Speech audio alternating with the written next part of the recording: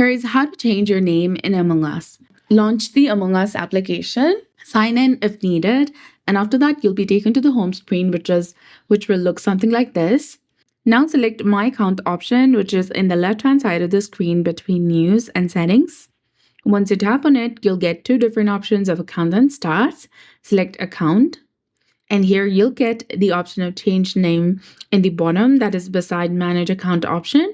Go ahead and select it, or you can also use this icon for Among Us to suggest your name. If you like their suggestions, you can go ahead and select one and confirm. Otherwise, you can go ahead and type in the name yourself that you want to set.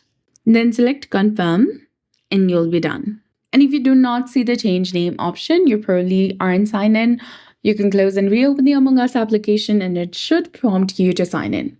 And if not, you can open your Google Play Store or App Store according to your device and make sure that the Among Us application is up to date.